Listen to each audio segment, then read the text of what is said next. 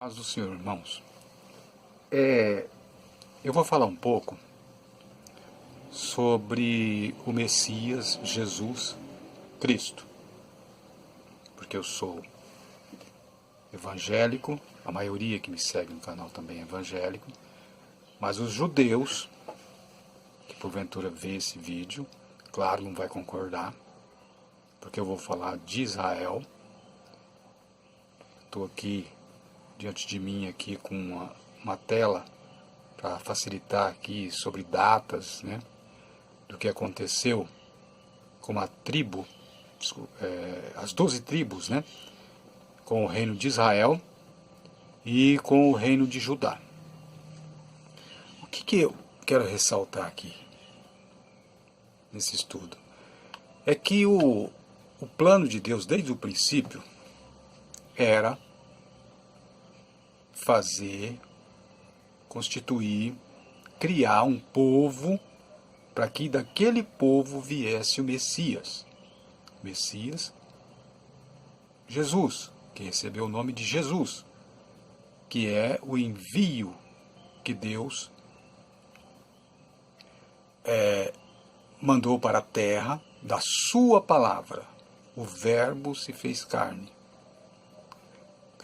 Evangelho de João, capítulo 1, versículo 1 e versículo 14. No princípio, então, que Deus havia de criar uma nação para poder dela vir o Messias, por que Deus teve necessidade de fazer uma nação? Porque ficaria uma coisa, ele teria que criar uma expectativa, uma esperança. Não seria assim, de repente, o mundo está no seu procedimento normal, todo mundo está vivendo as suas vidas e de repente levanta um homem de qualquer nação, de qualquer lugar e diz, olha, Deus me enviou e tal. Deveria ter primeiramente uma esperança, uma expectação da vinda do Messias e também uma preparação. Deveria ser um povo que tivesse uma preparação, né, de conhecimento de Deus, para que ficasse registrado uma escritura como temos hoje, que é a Bíblia. Então haveria de ser um povo destinado à adoração a Deus, para poder elaborar uma escritura sobre Deus e as revelações de Deus, para que depois isso chegasse às mãos, né, do mundo inteiro. Então, primeiramente, Deus tinha que fazer um sacerdócio, um povo, com a esperança do Messias, para que depois Deus fizesse chegar às mãos do mundo inteiro, que o plano de Deus desde o princípio era salvar o mundo, não é só a nação de Israel, chegasse à mão de todo mundo a salvação. Quer dizer, as Escrituras e a fé vem pelo ouvir a palavra de Deus, então as Escrituras é onde está a fonte do conhecimento para a salvação. Veja como que foi o plano de Deus. Primeiramente, ele levanta um homem. Assim que ele começou, com Adão, um homem. Abraão. Mas não foi rápido. Ele testou a fé de Abraão. Abraão foi ter o filho da promessa com 100 anos. O filho que ele teve antes, que foi um erro de um conselho da mulher dele, Sarai, que depois veio se chamar Sara, e Abraão se chamava Abrão, depois veio se chamar Abraão, né? Pai de muitas nações. E Deus lá já disse, ficou claro, embora que Israel foi quem escreveu, né? Moisés escreveu, e até ali entendia-se que a única nação de Deus era Israel, mas estava escrito o quê? Em ti será benditas todas as famílias da terra. O que isso quer dizer? Que em Abraão, quer dizer, através da descendência de Abraão, ia chegar às nações, todas as famílias, a salvação. Que entendemos que foi Israel, sim, porque Jesus disse a salvação vem dos judeus, por quê? Porque ele é judeu, Jesus, e as Escrituras também, que as Escrituras têm tudo a ver com a salvação. A salvação vem dos judeus, quer dizer, Deus levantou a nação para poder ser um sacerdócio e também escrever as Escrituras. E depois de Abraão veio Isaac, de Isaac veio Jacó, que veio se chamar Israel, que se tornou a nação de Israel.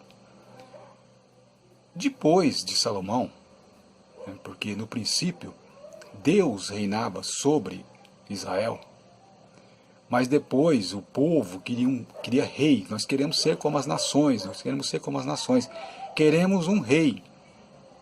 E Samuel orou a Deus, disse ao povo que é um rei. E Samuel era juiz, porque existiam os juízes, né, que decidiam. As pessoas iam até os juízes e perguntavam, olha, isso é certo ou errado? Então eles queriam um rei, porque via que as nações tinham rei. E Deus disse para Samuel, Samuel, o povo não rejeitou você, o povo rejeitou a mim. Eles não querem eu como rei sobre eles. Eles querem um rei humano. Veja que interessante. No princípio da nação, o rei de Israel era Deus. E quando a nação de Israel acaba, o rei, não só de Israel, mas também de todos aqueles que têm fé, é Jesus. Quer dizer, é divino. Mas nesse intermeio aí, eles queriam um rei humano. Né? E aí Deus falou, tudo bem, tá. E veio Saul. Mas Saul começou a cometer erros. Né? E então Deus levantou Davi. Note vocês que o reino, assim que, vamos dizer, que onde Deus foi quem escolheu os reis, só durou entre, foi quanto? 2 reis só. Que foi, Deus só ungiu 2 reis. Foi Saul, e Saul errou feio. Aí Deus mandou Samuel ungir Davi, e depois de Davi, aí já foi a monarquia, né? Que o filho de Davi é que reinou, que foi Salomão. Foi o último rei, ali vamos dizer, que tinha a mão de Deus, vamos dizer assim. Né? Porque os outros reis que vieram depois, aí já Deus já não teve uma interferência direta de Deus. O Salomão, Davi falhou, sim, mas ele ainda continuou adorando a Deus. Né? Por isso que ele é chamado melhor rei, colocado por Deus. Que teve rei bom, sim, melhor até do que Davi, né? Porque tem um relato na Escritura dizendo que é o melhor rei que Judá já teve, né? Mas o Davi é chamado segundo o coração de Deus. Por que segundo o coração de Deus? Às vezes a pessoa pergunta, por que segundo o coração de Deus? Né? Dá a impressão que eu não estou olhando diretamente para vocês, irmão, porque eu estou olhando para o meio da tela que estou gravando com o celular. Então, para mim ficar olhando direto para você, eu tenho que olhar do lado do celular, que é aqui, ó. A câmera do celular fica aqui, ó, né? Então, como eu olho por meio do celular, dá a impressão que eu estou querendo tirar o olhar de vocês, mas é vocês que gravam com o celular sabem que é assim. Então, vamos continuar. Então, o que acontece? Dos reis, que foi colocado por Deus, que eu vejo assim, foi só Saul e Davi, porque depois já foi uma coisa automática, porque depois já o filho de Davi já reinou, né? Aí foi a questão da monarquia, né? E o rei Salomão, Davi ainda, né? Eu ia responder por que segundo o coração de Deus, né? Porque Davi é o homem segundo o coração de Deus. Aí tem alguns críticos, inclusive já vi religião que critica, fala, acha, Davi é um adúltero. Davi mandou matar o próprio soldado dele para ficar com a mulher do homem. Caso de Urias, né? Para ficar com Betseba. E aí alguém vai dizer, não, Davi era muito errado. Como é que ele é segundo o coração de Deus? Acontece que Davi, apesar dos seus erros, ele tinha facilidade em se arrepender. Por isso que era segundo o coração de Deus. Porque todo mundo erra, todo mundo é pecador. Então o que Deus espera do pecador é o quê? Que ele se arrependa. E Davi tinha disso. Quando o profeta chegou lá e falou, ó, Davi, rei, contou a história da ovelha, né? Que tinha uma pessoa que tinha várias ovelhas, e chegou uma visita, e em vez dele pegar das suas ovelhas, ele foi lá e pegou do vizinho para matar, para oferecer para sua visita. E Davi falou, esse homem tem que ser castigado. Aí o profeta falou, o profeta Natan, falou, olha, você é esse homem, Davi. Aí Davi entendeu na hora que ele estava se referindo a Betseba, que ele, né, cometeu um erro grave. Davi fez o quê? Sai daqui, profeta, eu não quero ver mais a sua cara. Não. Como o rei Salomão, por exemplo, fez, né? Quando vinha a palavra do Senhor para o rei Salomão, o Salomão ficava bravo. Não, Davi falou, errei, pequei contra o Senhor. Então ele tinha essa coisa de se arrepender. Também numa ocasião, quando, por exemplo, o filho dele, Absalão, né, estava contra ele e humilhou ele, e ele teve que fugir, ele, no caminho, tinha as pessoas que jogavam pedra nele, xingava ele, e aí o soldado que estava do lado dele ali, o guarda-costas, vamos dizer assim, dele, falou, quer que eu castigue essa pessoa? Davi falou, não, é o Senhor que está fazendo isso vir sobre mim. Não faça nada. Veja, segundo o coração de Deus. Ele entendia a mensagem de Deus. Ele arrependia-se com facilidade e tinha humildade. Por isso, segundo o coração de Deus. Não é que ele não pecava de jeito nenhum. E o que Deus espera do pecador é isso, que se arrependa. Então, continuando, que ainda não cheguei lá onde eu quero chegar, o plano de Deus era que das tribos de Israel, viesse o Messias para todas as nações. Então, quando ali foi no tempo de Salomão, Deus resolveu, porque tudo era um plano de Deus, não adianta dizer que é plano do homem, porque aí vai dar a entender que Deus perdeu as rédeas, porque veja que tem mandamento lá, na Torá, quer dizer, nos 5 livros, do Pentateuco, que isso será para todas as vossas gerações, os mandamentos ali, né, principalmente sobre rituais, de perdão de pecado e tudo. Será para todas as vossas tribos. Então, uma leitura ali, superficial, sem considerar os detalhes, nós vamos entender que Deus ia preservar todas as 12 tribos de Israel sempre, sempre, sempre. Mas não é assim. O plano de Deus era outro. O plano de Deus estava focado na vinda do Messias. Uma vez que o Messias tivesse vindo, não haveria mais importância de manter as 12 tribos de Israel. Foi o que aconteceu. Não havia mais importância, depois da vinda do Messias, não havia mais importância nem de existir a nação de Israel. Foi isso que aconteceu. Mas eles não entendem isso. Se for falar isso para um judeu de religião, do judaísmo, ele não vai entender jamais. Mas o plano de Deus era formar uma nação para que dela viesse o Messias. Uma vez o Messias tendo vindo, não seria mais necessário a nação de Israel. Então vamos lá.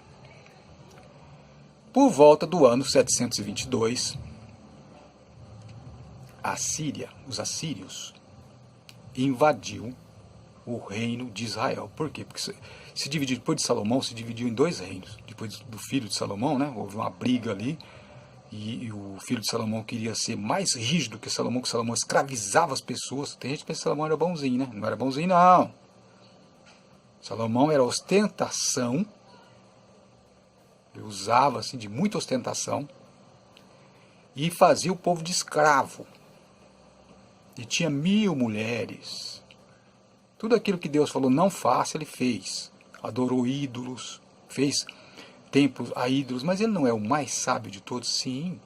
Veja que aí Deus dá uma demonstração que a sabedoria, às vezes, mesmo com toda a sabedoria, a pessoa pode cair em pecado quando desobedece a Deus. Salomão desobedeceu. Por quê? Está escrito na lei. Que texto que é aquele, hein? Deuteronômio 17:17. Se eu me recordo bem, 17:17. Está escrito o quê? Olha, está os mandamentos para o rei. Não amontoarás muito ouro, não terás muitos cavalos, não terá muitas mulheres. Foi exatamente o que Salomão fez, totalmente contrário do que Deus mandou. Ele teve muito ouro, ele teve muitas mulheres, e era proibido mulheres estranhas, mulheres de outras nações, e muitos cavalos. Ele tinha aras e aras de cavalo. Tudo que Deus falou, não faça, não pode, lá em Deuteronômio, falou para Moisés, e Moisés escreveu como mandamento para o povo, Salomão desobedeceu. Então o sábio, né, aquela unção de sábio que Deus tinha colocado nele, acabou. O sábio se tornou tolo. Foi isso que aconteceu com Salomão. Ele se tornou o mais tolo da nação, no final. Tanto é que ele se compara, ele diz assim, o que é o homem mais do que o animal? O homem é igual ao animal. Ele escreve em Eclesiastes. Ele escreve lá que o homem não tem diferença do animal. O que ele quis dizer ali? Não é só você ler o cabeçalho, onde começa ali. Porque tem religião aí que defende que não existe espírito, existe sono da alma. Então eles citam esse texto, né? Cita esse texto aí. Que Salomão fala que o homem é como animal, ele vai para debaixo da terra e depois não sabe o que está acontecendo e tal, né? Eles pregam o sono da alma. E aí, esquecem de ler o cabeçalho, ou seja, lá em cima, quando começa a falar. Ali é um desabafo de Salomão. Salomão diz assim, e dizia eu no meu coração, e disse eu no meu coração. E lemos em Jeremias, o coração é enganoso, quem o conhecerá? Se o coração é enganoso, e Salomão diz, dizia eu no meu coração, então Salomão estava enganado. Quando ele disse, o homem é como os animais. Vamos continuar aqui o assunto, né, porque eu estou me desviando do propósito. E aí o reino de Israel foi invadido pelos assírios no ano 722, e ele espalhou as 10 tribos, que são as 10 tribos perdidas, conhecidas hoje como perdidas, 10 tribos perdidas de Israel, que não voltaram mais. Esse é o reino de Israel. E tinha o reino de Judá. Eles dividiram em 2 reinos por causa da briga com o filho de Salomão, porque Salomão era muito rígido, fazia o povo sofrer, e o filho dele falou que ia fazer sofrer mais ainda. Então, ele falou, quer saber? Não vamos andar com você mais, com o filho de Salomão. Aí, dividiram. Ficou 10 tribos, né, separado da tribo, das outras 2 tribos, que ficou sendo chamado de tribo, reino de Judá e o reino de Israel. O reino de Israel acabou, né? As 10 tribos, porque os assírios invadiram e espalharam eles, mas tudo fazia parte de um plano de Deus. Para que manter todas as tribos, se o Messias haveria de vir da tribo de Judá? Deus preservaria só a tribo de Judá, já que está prometido na profecia, Gênesis capítulo 49, né, principalmente no versículo 10, está prometido que o Messias viria da tribo de Judá, e ao Messias congregariam os povos. Olha que interessante. Não diz que ao Messias congregaria Israel. Ao Messias congregaria as 12 tribos. Ao Messias congregaria os filhos de Israel. Não está escrito isso. E poderia fazer sentido. Por quê? Porque o Messias, até que se separou ali o reino de Israel e o reino de Judá, o Messias não tinha vindo ainda. A profecia não tinha se cumprido. Então o que a profecia poderia ter falado o quê? Falado assim, ó. Ao Messias congregaria as tribos de Israel. Por quê? Porque elas se dividiram. E inclusive desapareceu 10 tribos. Mas a profecia não diz isso. A profecia diz que ao Messias congregaria os povos. Sabe o que é os povos? Os gentios. Lá não fala que ao Messias congregaria Israel.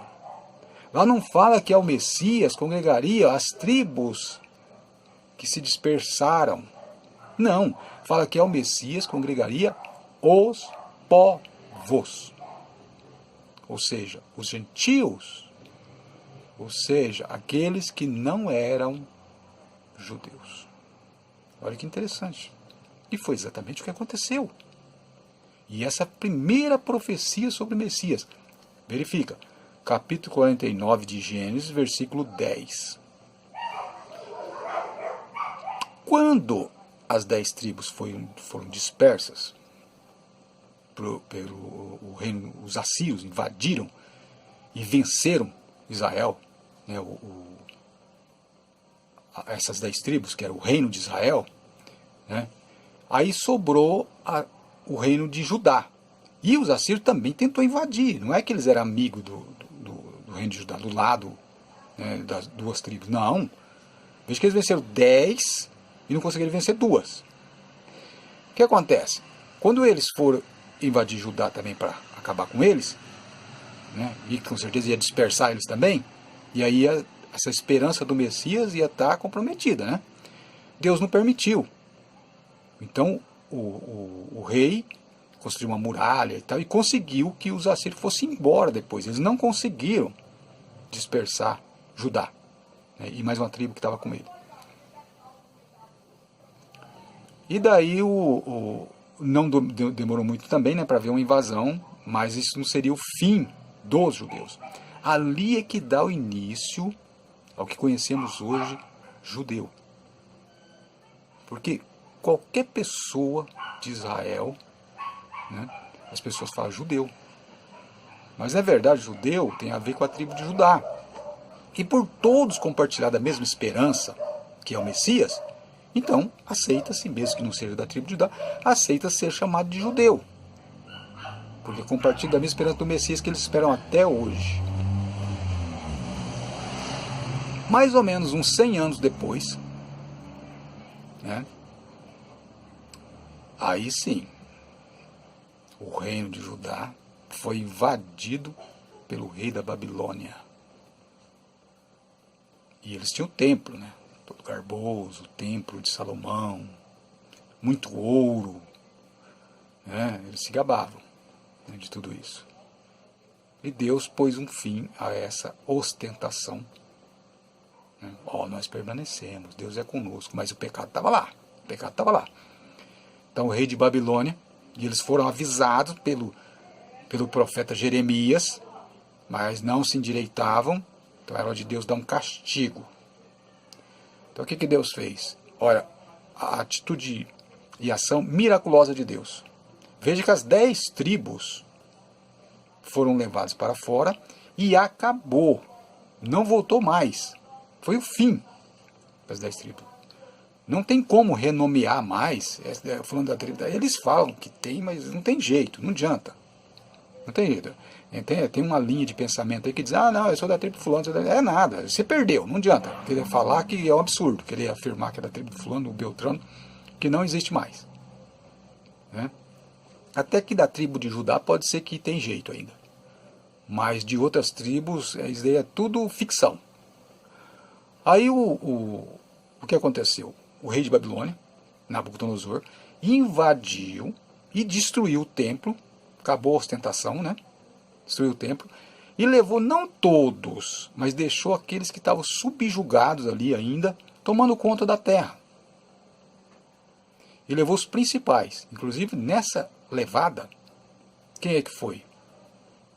Personagens importantes que conhecemos da Bíblia. Foi Daniel, Mesaque, Sadraque e Abednego, que receberam os seus nomes lá, porque esses não eram o nome deles, não me recordo com certeza os nomes agora, porque a gente costuma dizer Mesaque, Sadraque e Abednego, né?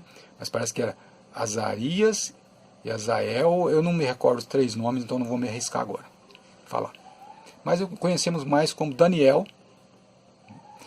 e Mesaque, Sadraque e Abednego.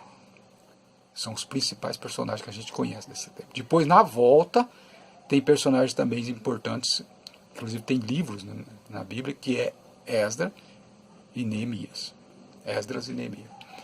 Então eles ficaram lá em Babilônia por 70 anos. Foi nessa ida, nessa levada e volta, que se perdeu o nome de Deus. Não pronunciava mais o nome de Deus, não conseguia pronunciar mais, mas era por medo.